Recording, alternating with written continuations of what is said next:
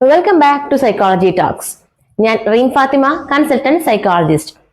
Recent ആയിട്ട് നടന്നൊരു issue ആയിരുന്നു ആസിഫ് അലിയും സംഗീത സംവിധായകനും തമ്മിലൊരു ഇഷ്യൂ എന്ന് പറയുന്നത്. അതിൽ പല ആളുകളും പറഞ്ഞിട്ടുണ്ടായിരുന്ന ഒരു കാര്യം എന്ന് പറയുന്നത് ആ ഒരു സമയത്ത് ഉണ്ടായിരുന്ന അദ്ദേഹത്തിന്റെ ഇമോഷനെ കുറിച്ചായിരുന്നു. അദ്ദേഹത്തിന്റെ ആ ഒരു കാംനെസ്സും അദ്ദേഹത്തിന്റെ ആ ഒരു പുഞ്ചിരിയുമായിരുന്നു എല്ലാവരും പറഞ്ഞിട്ടുണ്ടായിരുന്നത്. നമ്മളിൽ പല ആളുകൾക്കും അദ്ദേഹത്തിന്റെ ഇൻസിഡന്റുമായിട്ട് റിലേറ്റ് ചെയ്യാൻ പറ്റും. നമ്മളിൽ പല ആളുകളും പല സ്ഥലങ്ങളിലായിട്ട് ഇൻസൾട്ടിങ് അനുഭവിച്ചിട്ടുള്ളവരായിരിക്കാം. വർക്ക് സ്പേസിലാവട്ടെ, കോളേജുകളിലാകട്ടെ, സ്കൂളുകളിലാകട്ടെ, അങ്ങനെ പല സ്ഥലങ്ങളിൽ വെച്ച് ആ ഒരു സമയത്ത് നമുക്കുണ്ടാകുന്ന ഒരു മാനസികാവസ്ഥയും നമുക്കുണ്ടാകുന്ന ഒരു ഇമോഷൻ എന്ന് പറയുന്നത് വളരെ വ്യത്യസ്തമാണ്. ചില ആളുകൾ വളരെയധികം ഷൗട്ട് ചെയ്യും, ചില ആളുകൾ കരയും, മറ്റു ചിലർ സ്റ്റേജിൽ ഇറങ്ങിപ്പോകും, ഇങ്ങനെയൊക്കെ ചെയ്യാറുണ്ട്.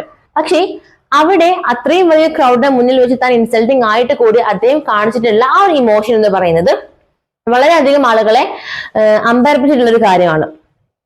ഇതിനെയാണ് നമ്മൾ ഇമോഷണൽ റെഗുലേഷൻ എന്നും ഇമോഷണൽ ഇന്റലിജൻസ് എന്നും പറയുന്നത്.